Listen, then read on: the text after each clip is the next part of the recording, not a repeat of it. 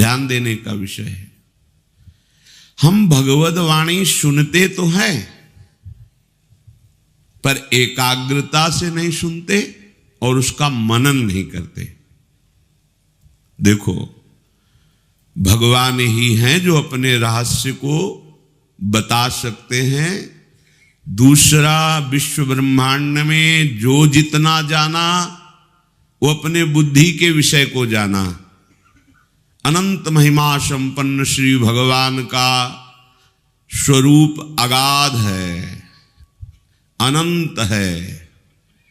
वो संपूर्णतया प्रकाशित हो जाए हमारी बुद्धि में, ये अलग बात है। हमारी बुद्धि उनको नहीं जान सकती। वो जितना जना रहे हैं उतना जानते जाओ तो अगाध समुद्र में अवगाहन करने लगोगे। जो ज्ञान के समुद्र हैं, प्रेम के समुद्र हैं, वैभव के समुद्र हैं, बल के समुद्र हैं। जैसे निर्मल जल भरा हुआ है पर ऊपर से उसमें काई फेन बुदबुदा है। अज्ञानी आदमी प्यास से प्यासा हुआ वहां पहुंचा, देखा यहां तो काई है, फेन है, बुदबुदा है, पानी शायद पीने योग्य नहीं है या है ही नहीं। अगर वो प्रयास करे और ऐसे करके काई फेन बुदबुदा को अलग करे तो निर्मल जल भरा हुआ है, उसकी प्यास बुझ जाए। ऐसे ही भगवान ने संसार समुद्र की रचना की और ऊपर से काई फेन बुदबुदा, सतोगुण रजोगुण तमोगुण फैला दिया और अंतः में आप विराजमान हैं। सुख शांति आनंद का प्यासा जीव जब भगवत प्रेमी महात्माओं का आश्रय लेता है और उनके वचनानुसार चलता है, चलने का मतलब है काई फेन बुदबुदा हटाना, तो इसी असत संसार में सत सच्चिदानंद का साक्षात्कार करके वो तृप्तो भवति, अमृतो भवति, सिद्धो भवति, तृप्त हो जाता है, अमृत पदवी को प्राप्त कर लेता है, सिद्ध हो जाता है। पर होता क्या है, संत महापुरुषों के समीप जाने पर भी हम प्यासे के प्यासे रह जाते हैं, क्योंकि हमें फेन बुदबुदा काई ये दिखाई देता है। यदि हम अपने श्रद्धा विश्वास को अचल करके मायाकृत रचना को हटा करके देखें तो सच्चिदानंद प्रभु ही विविध रूपों में स्फुरित हो रहे हैं। ऐसा संतों के वचन श्रवण करके हम जान सकते हैं। प्रायः दुर्गमो महत्संगस्तु दुर्लभो, पर दुर्गमो नजदीक पहुंचने पर माया फेन बुदबुदा काई का दर्शन कराती है और पहुंचा हुआ प्यासा जीव समझता है यहां तो निर्मल जल नहीं भरा है। नहीं, श्रद्धा विश्वास पूर्वक एकाग्रता पूर्वक महत्व बुद्धि उनमें, उनके वचनों में, फिर देखो तुम्हें निर्मलता का अनुभव होगा, तृप्ति का अनुभव होगा। श्री भगवान स्वयं श्रीमुख से कह रहे हैं कि जब बात करो तो मेरी करो, बोधयन्तः परस्परम। धिक्कार है हमारे जीवन को।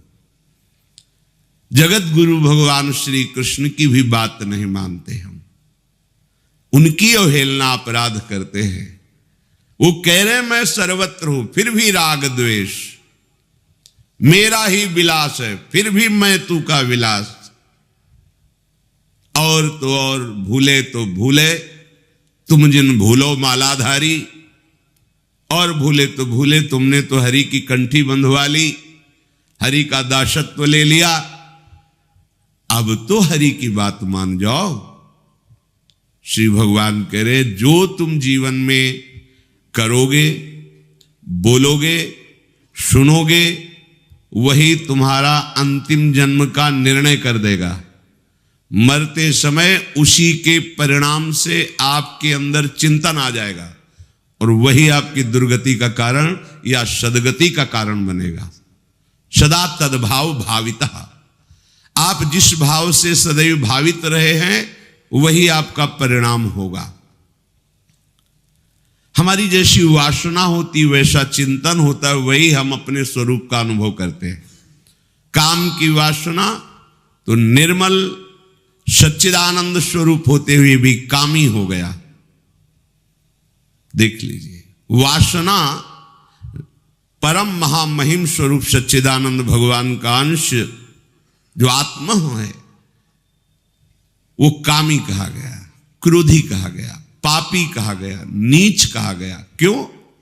क्योंकि वो वासना का अपने में आरोप करके चिंतन के कारण वो तद्भाव भाविता हुआ, तो उसे हम ऐसा कहने लगे ये दुष्ट है, ये नीच है, ये कामी है। और वो निष्काम होकर प्रभु का चिंतन करने लगा तो उसे निष्कामी है, महात्मा है, ये तो साधु है। आत्मा में कोई फर्क नहीं पड़ा तुम्हारे महात्मा कहने से या दुष्टात्मा कहने से। वो तो तब भी निर्मल था, अब भी निर्मल है, आगे भी निर्मल रहेगा। पर ये अनुभव ना होने के कारण तद्भाव भाविता, आप जिस भाव से भावित रहते आपकी सदगति और दुर्गति आपके भाव के अनुसार होती है। वासना यस्य यत्र स्यात् स तम स्वप्नेषु पश्यति, स्वप्नवन मरणे गेयम वासना तो वपुर नृणाम। जैसी तुम वासना रखोगे वैसे ही तुम्हारा स्वरूप हो जाएगा। अगर आप गंदी वासना, गंदा भोजन, गंदा संग, गाय के थन में दूध भरा होता है पर चीचड़ जो होता है वो दूध नहीं पी पाता है, वो खून पीता है।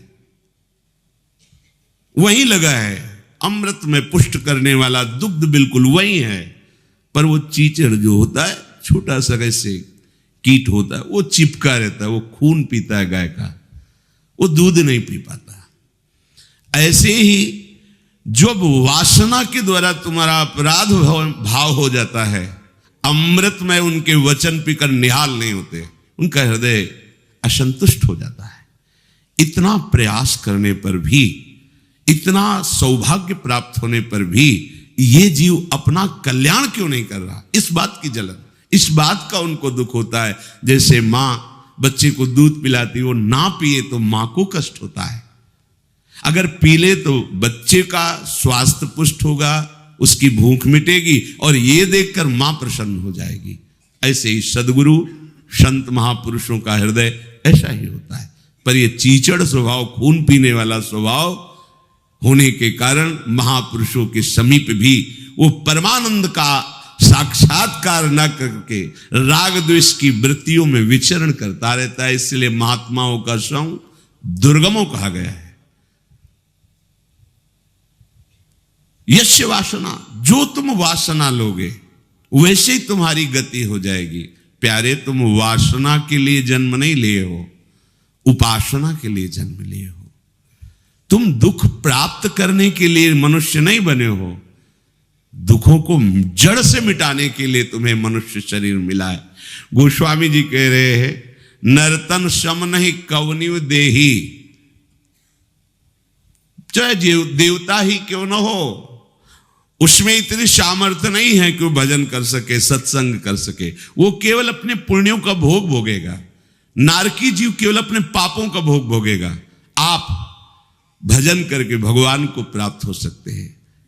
चराचर जीव की आकांक्षा रहती है, एक बार मनुष्य बना दिया जाए मुझे, क्योंकि नरक स्वर्ग अपवर्ग नशेनी, आप इसे नरक जा सकते हो, स्वर्ग जा सकते हो, आप मोक्ष प्राप्त कर सकते हो, आप भगवान का साक्षात्कार, भगवान की लीला में सम्मिलित हो सकते हो। ऐसा ये दुर्लभ मनुष्य शरीर है। तो श्री भगवान कह रहे हैं, यदि तुम संसार का चिंतन करोगे, भोगों का चिंतन करोगे, राग द्वेष का चिंतन करोगे, तो तुम्हारा स्वभाव बन जाएगा ये, और उस स्वभाव के कारण ही आपका अगला जन्म होगा। उसी से निर्णय हो जाएगा कि आपका अगला जन्म क्या होगा।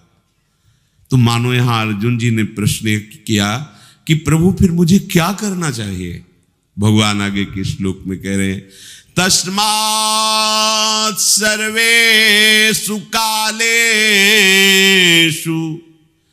मामनुस्मर्युध्य च मयि अर्पित मनो बुद्धिर मामे वैश्यस्य संशयम्।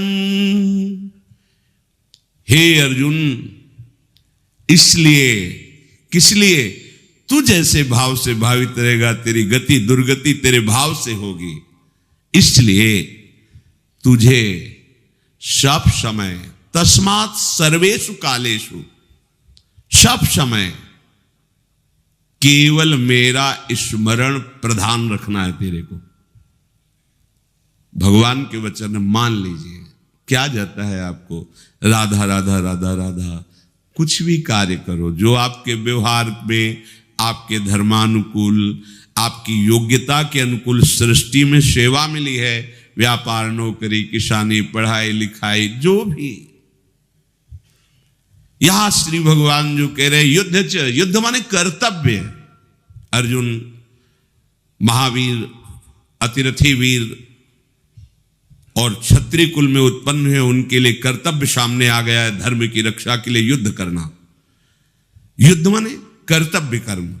जो तुम्हारे सामने कर्तव्य कर्म है, उत्साह पूर्वक उसको करो, पर माम अनुस्मर, मेरा स्मरण करते हुए।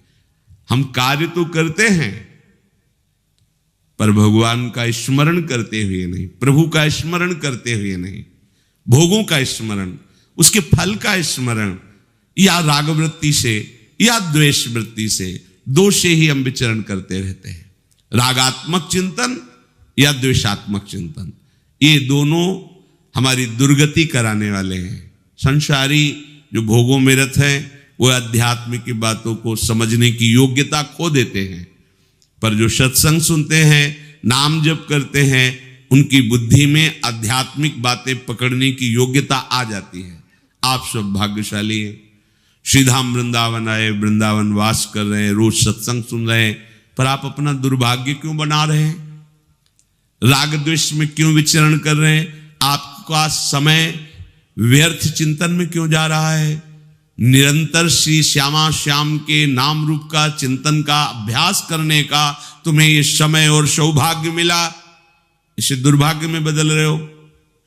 अरे प्यारे, तुम कुछ किसी का नहीं बिगाड़ सकते, तुम अपना बिगाड़ रहे हो। तुम कुछ किसी का नहीं बना सकते, अपना बना रहे हो। तुम जो भी करोगे वो तुम्हारे लिए है। तुम किसी का अमंगल करोगे तो तुमने अमंगल का महल खड़ा कर लिया है। उसकी तो एक ईंट रखी अमंगल की, तुम्हारे लिए महल खड़ा हो गया। तुमने एक गाली दी, 1000 गाली की व्यवस्था कर ली। तुमने एक को पानी पिलाया तो तुम्हें 1000 बार प्यास बुझाने के लिए पानी मिलेगा। ये यहां का सिस्टम है, हमारे भगवान का कानून है। तुम किसी निरपराध को दंड दोगे तो 1000 बार वही दंड तुम्हें भोगना पड़ेगा। तुम किसी को बचा लोगे, 1000 बार तुम्हारी विपत्ति में मेरा भगवान रक्षा करेगा। सिद्धांत को समझिए। तुम्हारा कर्म ही तुम्हारा मित्र है, तुम्हारा कर्म ही तुम्हारा शत्रु है। तुम किसी का कुछ नहीं बिगाड़ सकते, तुम किसी का कुछ नहीं बना सकते। जो कुछ करोगे वो अपने लिए करोगे। अपने को लगता है मैंने बाजी जीत ली, अमुक का विरोध कर दिया, अमुक की निंदा कर दिया, अमुक का यश गान कर लिया, या अमुक के अनुकूल हो गए। तुम किसी के अनुकूल नहीं हुए, तुम अपने अनुकूल हो। तुम किसी के प्रतिकूल नहीं हो, तुम अपने प्रतिकूल हो। अर्थात आप जो भी चेष्टा कर रहे हो लौट कर 1000 गुना आपको मिलेगी। यहां का सिद्धांत है। अब आप देखो क्या कर रहे हो, और जब उसका परिणाम आता है तो भगवान से रोकर शिकायत करते हो, हे भगवान तुम बड़े निर्दयी हो, तुम्हें ऐसा नहीं करना चाहिए। पर तुम लौट के देखो तुमने क्या किया है। वही फसल तुम्हें काटने को, एक दाना फेंका जाता है भूमि में, इसी भूमि में तो अन्न राशि के रूप में इकट्ठा होता है। तुम एक कर्म करोगे, वो 1000 रूप में आकर तुम्हें दंड देगा या तुम्हें सुख देगा। तुम्हारी समझ में नहीं आ रहा। अरे खेती में एक मन अन्न फेंका जाता है तो 50 मन अन्न तैयार करके देता है। तो एक कर्म भूमि है, इसमें तुम एक पाप कर्म करोगे, वो 50 बार तुम्हें दंड देने के लिए घेर लेगा। फिर कहोगे भगवान बड़ा निर्दयी है, मैंने क्या किया था। होश में शास्त्र सिद्धांत के अनुसार कार्य करो और भगवान का स्मरण करते हुए। कोई भी कार्य भगवत स्मरण रहित नहीं होना चाहिए। कोई भी कार्य कर रहे हो आप, कितना सुंदर है, राधा वल्लभ राधा वल्लभ, राधे श्याम राधे श्यामा श्याम श्यामा। महान संत हो जाओगे गृहस्थी में रहते हुए, आनंद की धारा फूट पड़ेगी। शरीर छूटते छूटते तुम्हें भगवान मिल जाएंगे, जन्म मरण का क्लेश मिट जाएगा। पर हम प्रपंच को सत्य मानकर भगवद वाणी, संत वाणी, गुरु वाणी की अवहेलना करते हैं। हम सुनते थे पहले कि भगवान को बेचा जाता है, गुरुजनों का उपहास करके दुरुपयोग किया जाता है उनकी वाणी। तो मुझे लगता था ऐसा कैसे होता है, कोई अपने प्राण प्यारे को बेचने की बात कैसे। बाद में समझ में आया, प्राण प्यारे का नाम, प्राण प्यारे का यश, प्राण प्यारे का श्रृंगार करके, विराजमान करके अगर हम चाह रखते हैं जगत के भोगों की, जगत की मान प्रतिष्ठा की, लगभग ये बेचना ही माना जाएगा। ये होता है प्यारे को रिझाने के लिए। गुरुजनों की वाणी को बेचना, गुरुजनों की वाणी का दुरुपयोग करना, गुरुजनों की अवहेलना करना, ये कहां तुम्हें पहुंचा देगा, कहां पहुंचा देगा। अनंत माताओं जैसा वात्सल्य लिए भगवत प्रेमी महात्मा जन आपके कल्याण के लिए अपने एकांतिक चिंतन को भी गौर करके तुम्हारे बीच में उपस्थित रहते हैं। उनको तुम्हारी आवश्यकता नहीं है, तुम्हारे मंगल के लिए वो बोलते हैं, तुम्हारे मंगल के लिए उनकी सारी चेष्टा होती है। पर जैसे एक बिच्छू गंगा जी में बहते जा रहा था, तो काशी की बात, एक संत स्नान कर रहे थे, देखा बेचारे के पास ऐसी बल वृत्ति नहीं है जिससे वो तैर कर निकल जाएगा। ऐसे उठाया, उसने डंक मारा, ऐसे फिर जल में गिरा, फिर उठाया, फिर डंक मारा, फिर उठाया। एक व्यक्ति दूसरा वहां खड़ा था, उसने कहा बाबा जी पागल हो क्या, वो तुम्हें बार बार डंक मार रहा है, तुम उसे क्यों उठा के बाहर फेंकना चाहते हो। बोले बेटा वो बिच्छू है, हम संत हैं, हमारा और उसका स्वभाव है, होड़ लगी है, वो अपने स्वभाव से चूकेगा नहीं। एक जंतु है, वो अपने स्वभाव से चूकेगा नहीं, मारेगा डंक। तो मैं संत हूं, अपने स्वभाव से कैसे चूक जाऊं। वो मारने दो डंक, उठा के बाहर उसको रख दिया। पीड़ा सही पर उसकी जीवन रक्षा की। कहां जानोगे तुम संतों के स्वभाव को। तुम स्वार्थ बुद्धि से जब आप देखते हो तो तुम्हें काई फेन बुदबुदा ही नजर आएगा, निर्मल जल नजर नहीं आएगा। भगवद वाणी का अनुशीलन करो, अनुकरण करो, जीवन में उतारो प्यारे। ये सत्संग जो आपको मिल रहा है, ये हम कह रहे हैं इसलिए नहीं, ये बड़ा दुर्लभ है जगत में। सब सुलभ है, सत्संग मिलना दुर्लभ है। लेकिन बांस में चाहे जितनी खाद पानी लगा दो, उसमें फल कभी नहीं लगे देखे गए। फूलई फरई न बेत। ये जो बेत स्वभाव के लोग हैं, बांस स्वभाव के लोग हैं, चाहे ब्रह्मा के समान गुरु मिल जाए इनको, ये सुधरने में नहीं आते। जो गुरु मिले बिरंच शम, मूर्ख हृदय न चेत। जो गुरु मिले बिरंच शम, फूलई फरई न बेत, यद्यपि वर्षे सुधासम। अगर अमृत जल वर्षा हो तो भी उसमें फल नहीं लगेगा बांस में। ऐसे ये जो मूर्ख स्वभाव के जन हैं, रोज सत्संग सुनते हैं, 5 शब्द भी सत्संग के जीवन में नहीं उतारते, प्रपंच को सत्य मानकर उसी में विचरण करते रहते हैं, उसी को सत्य मानते हैं। आप अपने भाव को यदि नहीं बना पाए तो सत्संग क्या सुना। भाव जानते हो क्या चीज होती है। विश्व की समस्त शक्तियां एक साथ हमारा विरोध करें, पर हमारी जिससे प्रीति है उससे विचलित न कर पाए, उसे भाव कहते हैं। ये इसी भाव से ठाकुर को खरीदा जाता है, भाव से खरीदा जाता है। बेचे तो बिक जाऊं, भगवान कहते, भगत मेरे मुकुट मणि, मैं हूं भक्तन को दास, भगत मेरे मुकुट मणि। अपनो परण विशाल, भगत को पूरो परण निभाऊं, जाचे जाचूं, कहे तो बेचे से बिक जाऊं। अगर वो मुझसे कहे कि उसके लिए मैं भिक्षा मांग सकता हूं, मांगा बलि के यहां जाके। अगर जरूरत पड़े तो मैं उसके लिए बिक सकता हूं। कैसे कृपालु, वो आपको उपदेश कर रहे हैं, जो वात्सल्य समुद्र है। बैठा लो भैया, रोज सुनते हो।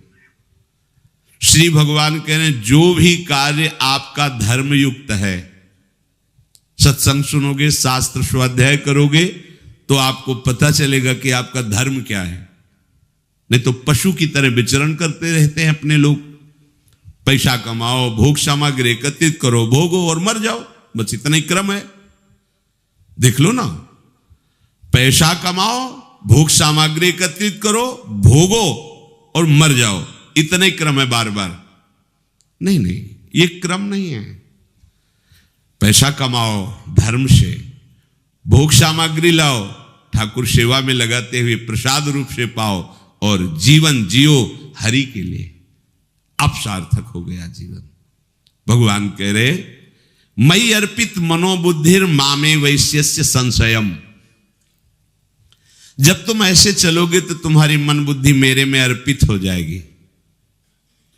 कैसे कैसे समझावें? कभी कभी हार चित्त स्वीकार कर लेता है कि नहीं समझ पाएंगे, नहीं आप समझना नहीं चाहते तो कैसे समझाया जा सकता है?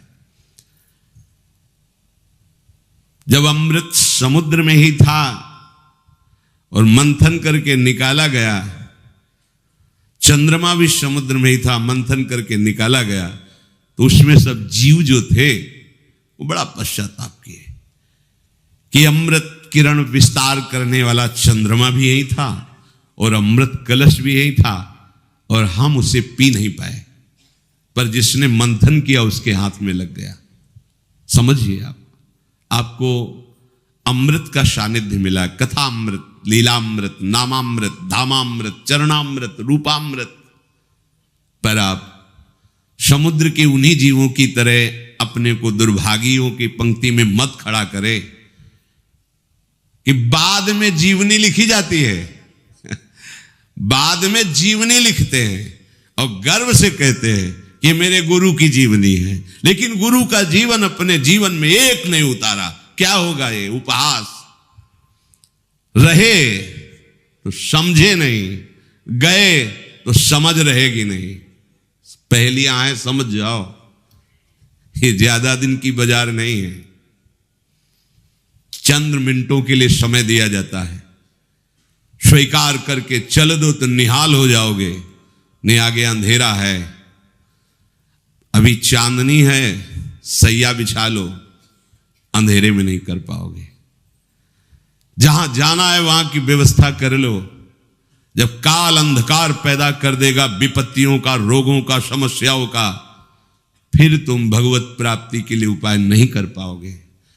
अभी संयोग है, सत्संग मिल रहा है, डांट मिल रही, सानिध्य मिल रहा है, अभी भगवत प्राप्त कर लो। आगे जब हमारे संतों के समाज में तुम्हारा मन भगवत प्राप्ति के लिए उत्साहित नहीं हो रहा, तो तुम्हारा विषयों पुरुषों के संग से क्या दुर्दशा होगी, अनुमान लगा लो।